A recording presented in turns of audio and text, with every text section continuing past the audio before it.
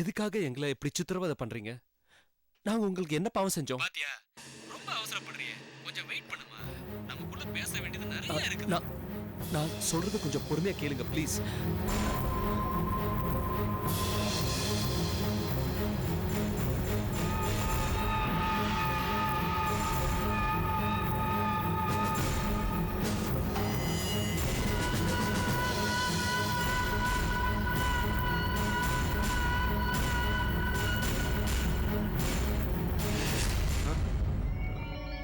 நான் அப்புறம் பேசுறேன்.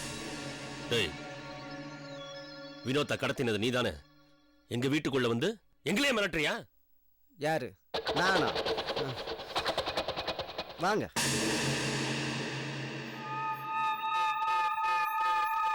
பாருங்க.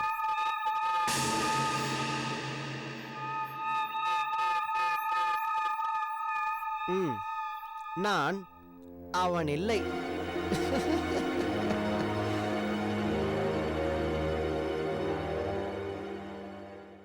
ஹலோ ஹலோ,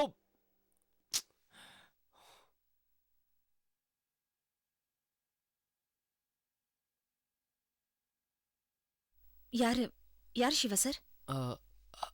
அதே ஆள் தான். என்ன சொன்னாங்க? விஷயத்துக்கு வரமாட்டேங்கிறாங்க. என்ன மாமா, ஏதாவது பிரச்சனையா?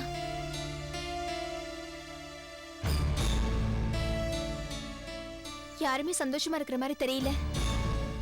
அதெல்லாம் ஒண்ணு இல்ல மீனா,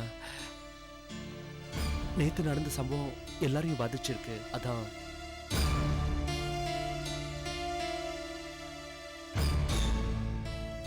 போன்ல ஏதோ பேசுனீங்க.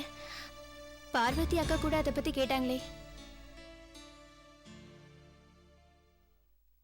ஓ அதுவா, லேண்ட் விஷயமா பார்வதி கிட்ட சொல்லியிருந்தேன். அந்த பார்ட்டி ஓகே சொல்ல, அது பத்தி தான் சொன்னேன். அப்படியா? சரி வாங்க, எல்லாரும் சாப்பிடலாம். எனக்கு பசிக்கல மீனா, நான் அப்புறமா சாப்பிட்டுக்கிறேன்.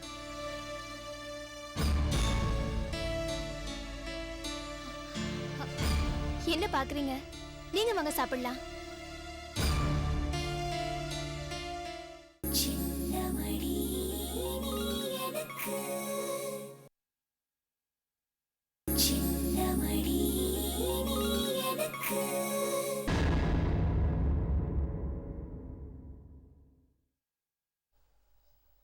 மாப்பிள, வினோத்தை பத்தி ஏதாவது தகவல் தெரிஞ்சுதா? இல்ல மாமா, எந்த தகவலும் கிடைக்கல.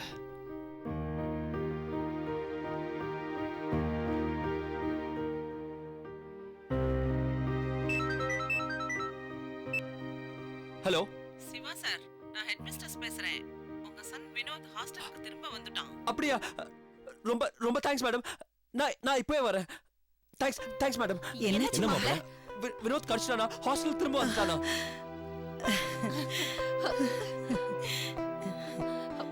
பாரு, பாரு, என்னப்பா? வினோத் ஹாஸ்டலுக்கு வந்துட்டானாமா? கடிச்சிட்டானா? கொஞ்சம் இருங்க, நான் வந்துடுறேன். போயிட்டு வரேன் மாமா.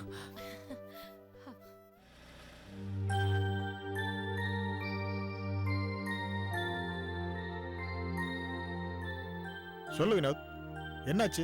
யார் வந்து உன்னை கூட்டிட்டு போனாங்க? யாருன்னு தெரியல சார். ஒரு லேடி வந்து என்ன கூட்டிட்டு போனாங்க.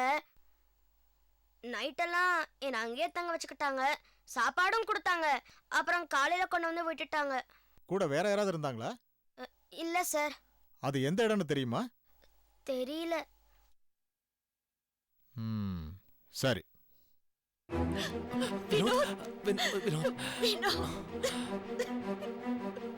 உட்காருங்க. Sure madam. வினோத்திட்ட நான் பேசி பார்த்துட்டேன். எனக்கு யூஸ்ஃபுல்லா எந்த தகவலும் கிடைக்கல. நீங்க ஒரு தடவை விசாரிச்சு பாருங்க. ஏதாவது தகவல் கிடைச்சா எனக்கு கால் பண்ணுங்க. உடனே நான் வரேன். Definitely sir. Okay madam. வாங்க சார்.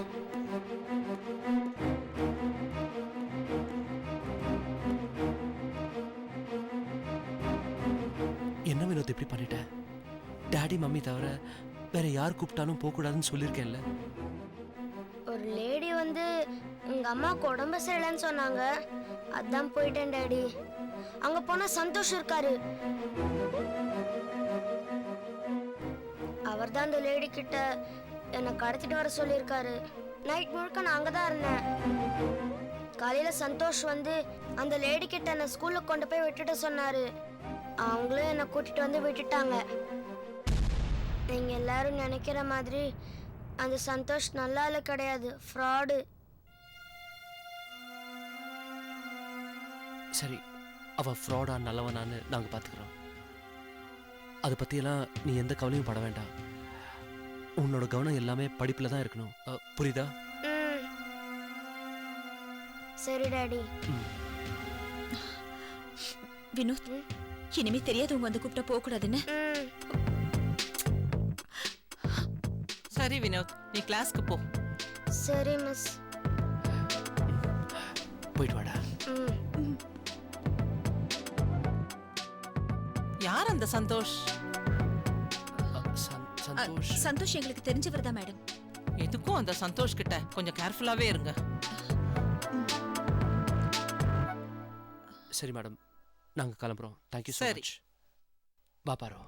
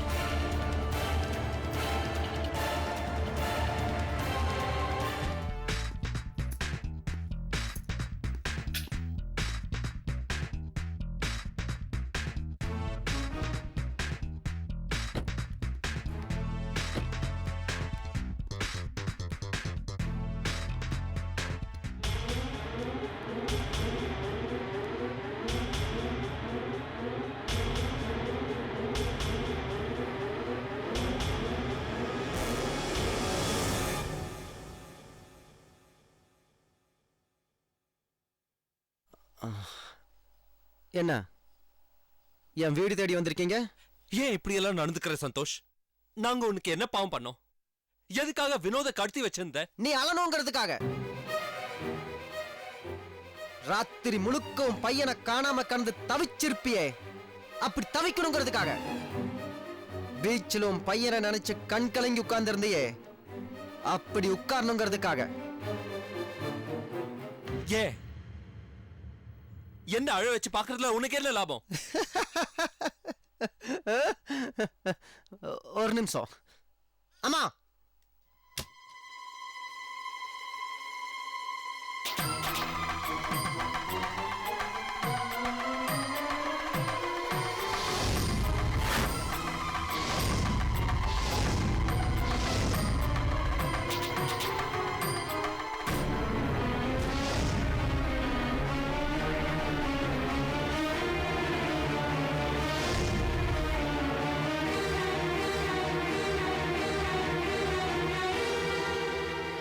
இவங்க தான் எங்க அம்மா.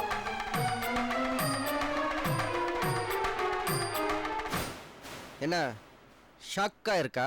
எனக்கும் அப்படிதான் இருந்தது. முதல்ல மீனா என்ன ரோட்ல பார்த்து உங்க வீட்டுக்கு கூப்பிட்டு வந்தப்போ எனக்கும் ஷாக்கிங்கா தான் இருந்தது.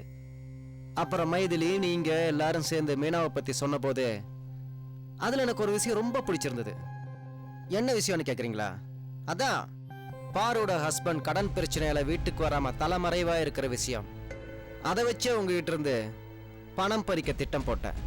என் திட்டப்படி மீனா கிட்ட எனக்கு ஏகப்பட்ட கடன் பிரச்சனை இருக்கிறத காட்டி அந்த பிரச்சனையில என் உயிரே போயிருங்கிற நிலைமையை உருவாக்கி மீனா கிட்ட இருந்து 200 பவுன் நகைய வாங்கிட்டேன்.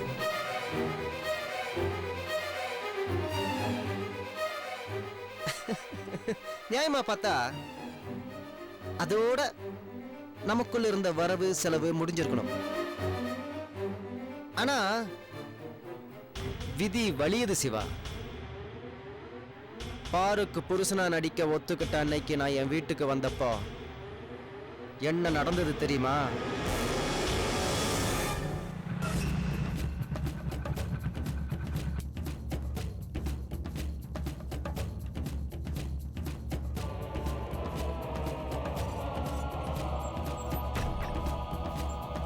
அம்மா அம்மா அம்மா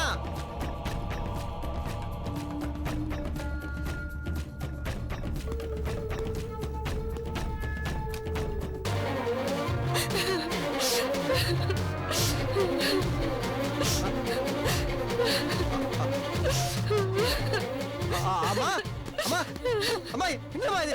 இறங்கம்மா. என்ன விடுப்பா. என்னம்மா இது? ஏம்மா இப்படி ஒரு முடிவுக்கு வந்த? இனிமே நான் எதுக்காக உயிர் வாழணும்? அம்மா நீ எதுக்காக சாகணும்? என்ன நடந்தது சொல்லுமா. அம்மா அம்மா சொல்லுமா, என்னாச்சு? மஞ்சு ராதாகிருஷ்ண கல்யாணத்துக்கு போயிருந்தேன்ல, அங்க என்ன திருடின்னு சொல்லி ரொம்ப அவமானப்படுத்திட்டாங்க. என்ன உன்னை திருடின்னு சொல்லி அவமானப்படுத்தினாங்களா? யாருமா? டாக்டர் சிவாவும் அவங்க பொண்டாட்டி பார்வதியும். டாக்டர் சிவா பார்வதி? ஆமா, அவங்க எதுக்காக உன்னை திருடின்னு சொல்லணும்? அம்மா சொல்லுமா. பூஞ்சோலை சேர்ந்த மீனான்னு ஒரு பொண்ணு.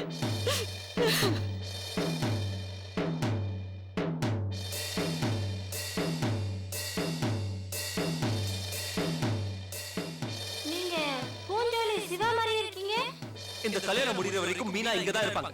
நீங்க தான் வெளியே போறீங்க. அதுக்காக நான் என்ன வேணாலும் செய்வேன், என்ன மாதிரி போய் வேணாலும் சொல்வேன். என்ன தகராறு? என்ன மாமா ஆச்சு?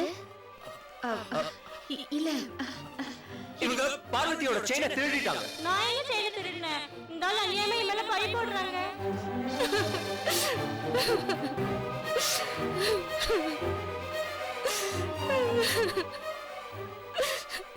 சொல்லு சந்தோஷ், இனிமே நம்ம உறவுக்காரங்க முகத்துல நான் எப்படி முழிப்பேன்?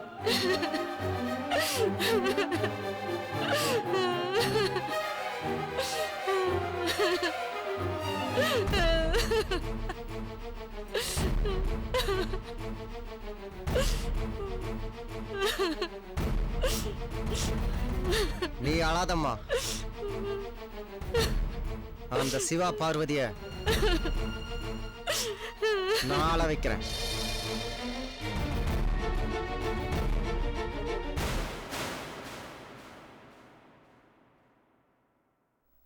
உன் பேரை கேட்ட உடனே என் சந்தோஷத்துக்கு அளவே இல்லை. உன் குடுமி என் கையில் இருக்கிறப்போ உன்னை பழி வாங்குறது ரொம்ப ஈஸி. சோ பிளான் பண்ண. சந்தோஷ், மத்தவங்களை விட எங்களோட நிலைமைய நல்லா தெரிஞ்சவர் நீங்க. மீனாவுக்கு உண்மை தெரிஞ்சிடக்கூடாதுன்னு நாங்க எவ்வளவு கஷ்டப்பட்டுட்டு இருக்கோம்.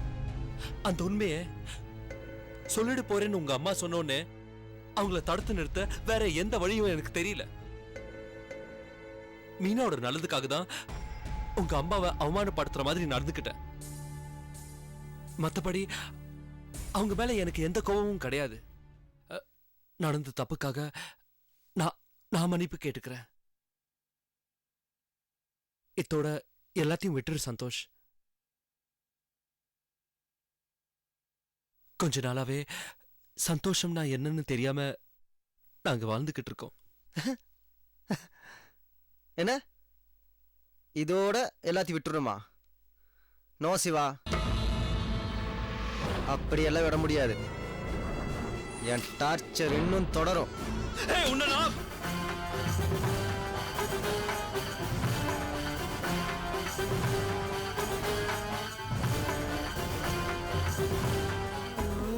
மின்னல் ஒளி விழியாலே நெஞ்சை நீ திறந்தா, சின்ன சின்ன கூடலோடு சிரிக்க ஏன் மறந்தா,